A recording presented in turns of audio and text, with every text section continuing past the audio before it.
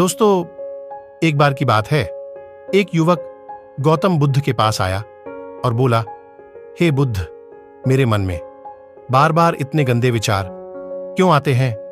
मैं नहीं चाहता कि मेरे मन में ऐसे गंदे विचार चलते रहे और मैं इसके बारे में सोच सोच के परेशान हो गया हूं, जिससे कि मेरी ऊर्जा और समय ये सब सोच सोच कर नष्ट हो जाता है और इन सब विचारों की वजह से मैं कभी भी शांत नहीं रह पाता हूं और मैं हमेशा स्त्रियों को देखकर मोहित हो जाता हूं, अपने आप को रोक नहीं पाता हूं।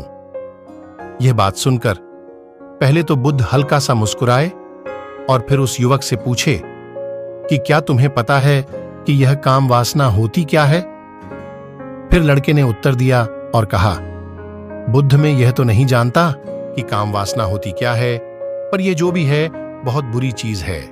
फिर बुद्ध ने उस युवक से कहा कि सबसे पहले तुम यह समझो कि प्राकृतिक रूप से जो भी चीज हमारे अंदर है वह बुरी नहीं है। हमारे वास्तविक जीवन में उसकी कुछ ना कुछ जरूरतें हैं।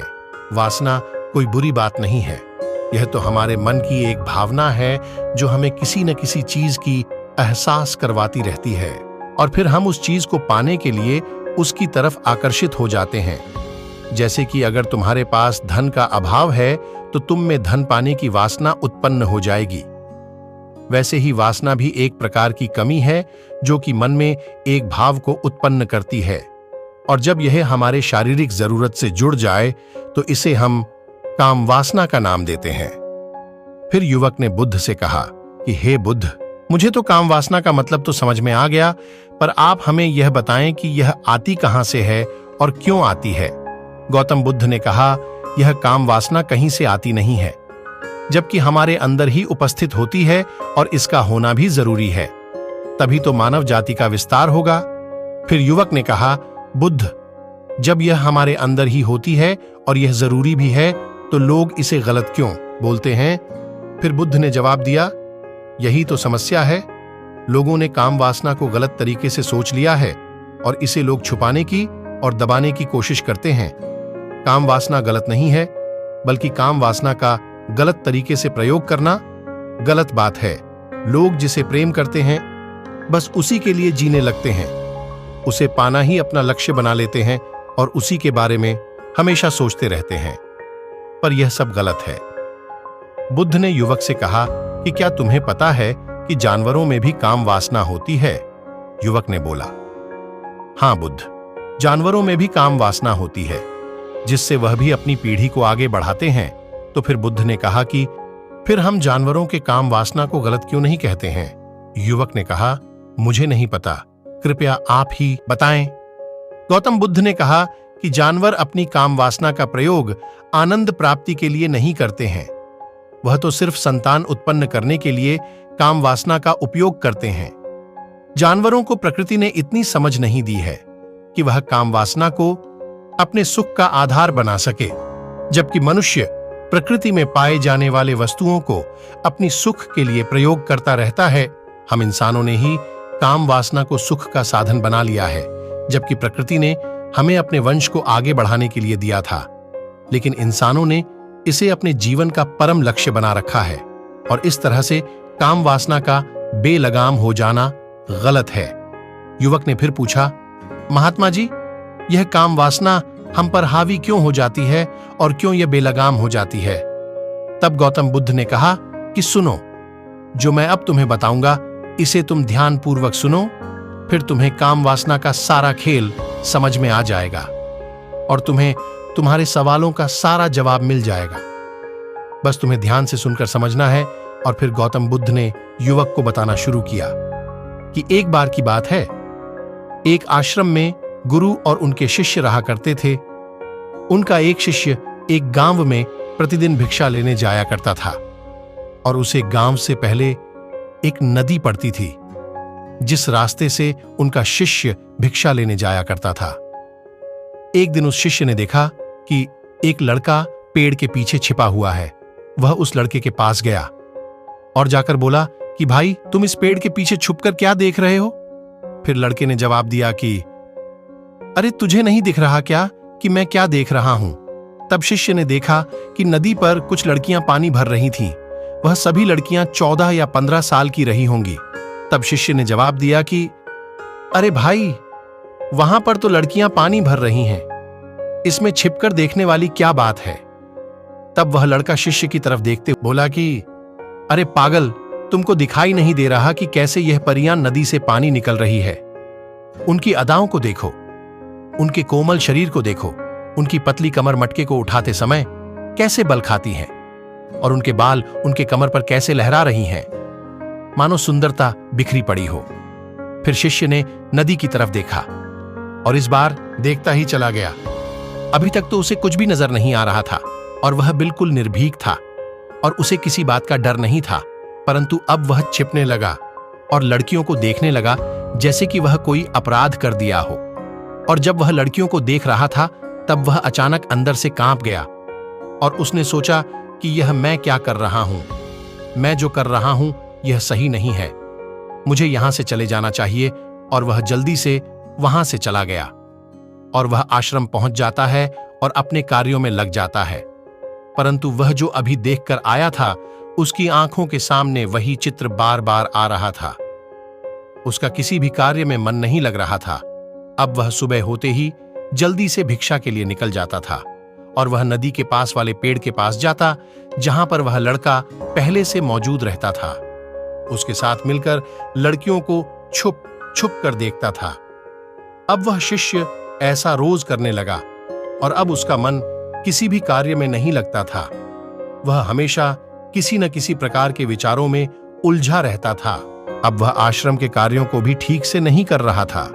अब वह ना ठीक से सो पाता था और ना ही ठीक से खाना खा पाता था।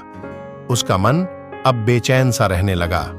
अब उसका मन उन लड़कियों के सौंदर्य को देखने के लिए ललायित रहता था। जब गुरु शिक्षा देते तब भी उसका मन कहीं और विचलित रहता था। गुरु ने अपने इस शिष्य के हरकतों को भांप लिया था। तब गुरु ने अपने उस शिष्य को एक दिन अपने पास बुलाया और कहा कि आज से मैं भी तुम्हारे साथ भिक्षा मांगने चलूंगा। तुम और मैं साथ साथ भिक्षा मांगने चलेंगे। फिर शिष्य ने गुरु को मना करते हुए बोला, नहीं गुरुदेव, आप परेशान क्यों हो रहे हो? मैं अकेला ही ठीक से भिक्षा मांग सकता हूं। गुरु ने शिष्य से कहा, ठीक है, तुम अकेले ही भिक्षा मांगने जाओ। शिष्य तुरंत ही वहां से भिक्षा मांगने के लिए निकल गया और शिष्य के निकलने के बाद गुरु भी उसके पीछे आश्रम से निकल गए और उसका पीछा करने लगे कि वह कहां जाता है, किससे मिलता है। यह सब देखने के लिए उसके पीछे पीछे चलने लगे हैं।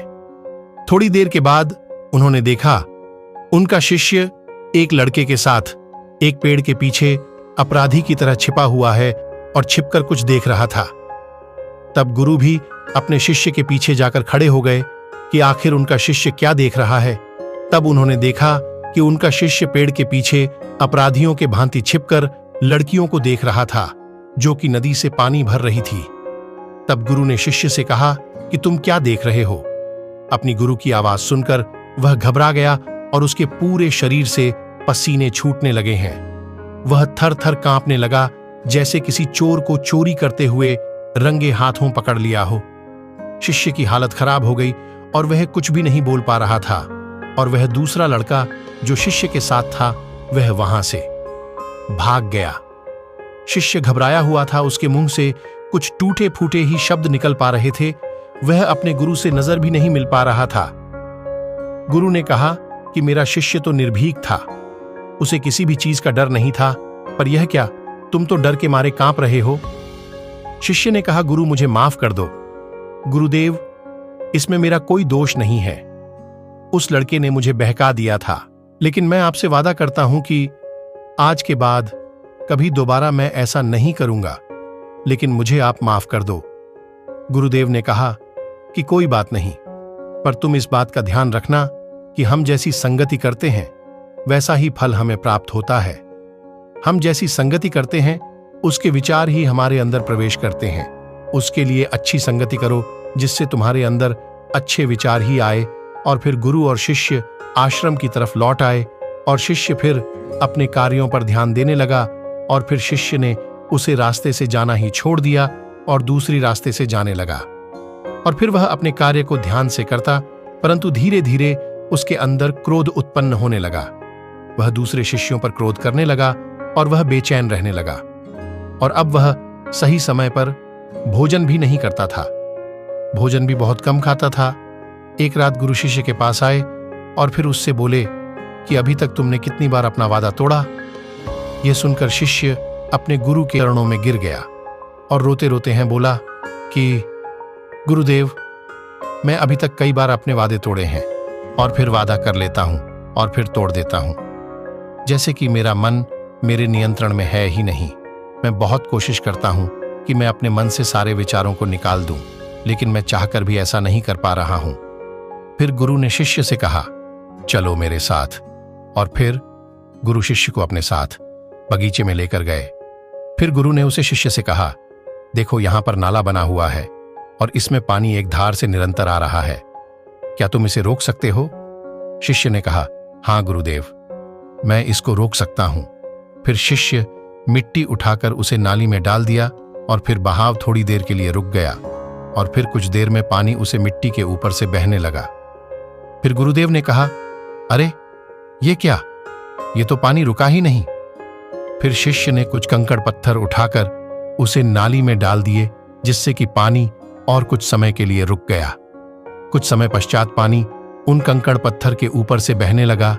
फिर गुरु ने शिष्य से कहा, ये क्या हुआ, ये तो पानी फिर से बहने लगा, परंतु तुम तो बोल रहे थे कि तुम इस बहाव को रोक दोगे। अगर हम किसी कार्य को रोकना चाहे तो क्या हम उसे कार्य को रोक नहीं सकते?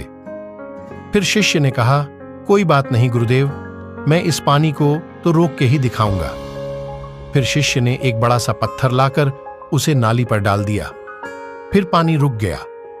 फिर शिष्य ने गुरु से कहा, देखा गुरुदेव, मैंने कहा था ना कि मैं इसको रोक दूंगा, मैं रोक दिया। गुरु मुस्कुराए और बोले, अच्छा जरा ध्यान से देखो, क्या पानी रुक गया? वह तो पीछे की नली को तोड़कर बाहर आ गया और अगल बगल से बह रहा है। फिर गुरु ने शिष्य को समझाया कि तुम्हारे साथ भी ऐसा ही चल रहा है, बार बार प्रयास कर रहे हो, बड़े से बड़े प्रयास कर रहे हो, परंतु हर बार तुम्हारा प्रयास टूट रहा है और यह हमेशा टूटता ही रहेगा। तुम कितना भी बड़ा पत्थर क्यों ना रख लो, लेकिन पानी तो अपना रास्ता बना ही लेगा। यह सब देखकर शिष्य ने गुरु से कहा कि क्या कोई तरीका नहीं है जिससे मैं गंदे विचारों से बाहर निकाल सकूं और फिर यह कभी मेरे मन में आए ही नहीं। फिर गुरु उसे शिष्य को एक नदी पर ले गए जहां से उस बगीचे में पानी नहीं आ रहा था। गुरु ने कहा कि यह पानी उस बगीचे में जा रहा है, अगर उसको हम यहीं पर रोक दें जहां से पानी बगीचे में जा रहा है, तब क्या हम पानी को रोक नहीं सकते हैं? तब शिष्य ने कहा, हां गुरुदेव, अवश्य ऐसा हो सकता है। मैं पानी को यहीं से बंद कर देता हूं, तब आगे बगीचे में पानी जाएगा ही नहीं। शिष्य ने उस नदी से जाने वाले पानी को बहुत मेहनत करके कंकड़ और पत्थर डालकर उसको रोक दिया और फिर गुरु से कहा, गुरुदेव, मैं पानी को बंद कर दिया, अब यह पानी बगीचे में जाएगा ही नहीं। तब गुरु ने शिष्य से कहा, अगर पानी बगीचे में नहीं जाएगा तो पेड़ पौधों को पानी कहां से मिलेगा? पेड़ पौधों को तो पानी की आवश्यकता है और उन सभी पेड़ पौधों में कुछ पेड़ पौधे ऐसे हैं जिसे प्रतिदिन पानी की आवश्यकता है। वह पेड़ पौधे मुरझाकर मर ही जाएंगे। उनका क्या होगा? पानी तो हमें खोलना ही होगा। शिष्य ने गुरु की बात को सुनकर नदी से जाने वाले पानी का रास्ता खोल दिया। गुरु ने शिष्य कहा, इस नदी से जाने वाले पूरे पानी को उस बगीचे की तरफ अगर मोड़ दिया जाए तो क्या होगा? तब शिष्य ने जवाब दिया, गुरुदेव, वहां पर जितने भी पेड़ पौधे हैं सभी गल का नष्ट हो जाएंगे, वहां पर कुछ भी नहीं बचेगा। फिर गुरु मुस्कुराए और बोले कि तुम इस बात को समझो कि हमें किसी भी चीज को रोकना नहीं है, बस हमें संतुलन को बनाए रखना है। कम पानी से भी पौधे नष्ट होते हैं और ज्यादा पानी से भी हमारा जीवन संतुलन से ही चलता है। फिर गुरु ने शिष्य से कहा कि अगर मैं तुमसे कहूं कि तुम आम के बारे में मत सोचो, तो फिर तुम्हारे मन में किसका चित्र आएगा? तो फिर शिष्य ने जवाब दिया कि गुरुदेव, मेरे मन में तो पहला चित्र आम का ही आएगा। फिर गुरु ने बताया कि जब हम गंदे विचारों को जबरदस्ती रोकने का प्रयास करते हैं तो फिर वह और भी मजबूती के साथ हमारे अंदर प्रवेश करते हैं और हमारे अंदर बार बार उठते हैं। इसलिए हमें उन्हें कभी भी दबाने की कोशिश नहीं करनी चाहिए। फिर गुरु ने अपने शिष्य को समझाते हुए कहा कि हमारे अंदर गंदे विचार गलत संगति की वजह से आते हैं। कई बार क्या होता है कि कामुकता हमारे अंदर होती नहीं है, परंतु कुछ अश्लील व्यक्तियों के साथ रहने से यह हमारे अंदर हावी हो जाती है। फिर शिष्य ने कहा, गुरुदेव आप सही कह रहे हैं, मैं अपने मार्ग से भटक गया था। फिर वह रात में बहुत ही चैन की नींद सोया और सुबह वह अपने कार्यों को बहुत ही मन से किया और फिर भिक्षा लेने सुबह में उसी रास्ते से गया जहां पर आज भी वह लड़का पेड़ के पीछे छिपकर उन लड़कियों को देख रहा था। वह शिष्य नदी पर गया जहां पर वह लड़कियां पानी भर रही थीं। उसने उन लड़कियों से पानी मांगा। उसमें से एक लड़की ने पानी पिलाया और उसने उस सन्यासी शिष्य के चरण छुए और फिर शिष्य ने आशीर्वाद दिया कि तुम्हारा कल्याण हो। और फिर शिष्य सकारात्मक ऊर्जा से भर गया और उसके चेहरे पर मुस्कान आ गई थी, जैसे कि उसका कोई खोया हुआ वापस मिल गया हो। फिर वह अपने रास्ते से वापस जाने लगा। तभी पीछे से वह लड़का आ गया जो पेड़ के पीछे छिपा हुआ था। वह शिष्य के पास आया और बोला कि क्या बात है, तुम तो नजदीक से दर्शन कर लिए, तुम तो मुझसे भी आगे निकल गए। तब शिष्य ने उसे जवाब दिया कि हम हमेशा दूसरों के दर्शन करने में ही व्यस्त रहते हैं और अपने दर्शन कर ही नहीं पाते हैं। तुम कब तक इस पेड़ के पीछे छिपते रहोगे? किसी एक को पसंद कर लो और उसे बोल दो, अगर वह भी तुम्हें पसंद करती है तो शादी कर लो और उससे पहले तुम कुछ बन जाओ और अपने आप को पहचान लो। ऐसे समय बर्बाद मत करो। और वह लड़का अब नदी पर जाना छोड़ दिया और फिर वह अपने जीवन में कुछ बनने के लिए संघर्ष करने लगा। तो तुमने देखा संगति का असर क्या होता है। अपनी संगति बदलो, अपनी विचार बदलो। फिर बुद्ध ने उस युवा से पूछा कि क्या तुम्हें तुम्हारे सारे सवालों का जवाब मिल गया? फिर युवक ने बोला, हाँ महात्मा जी, आपका बहुत बहुत धन्यवाद।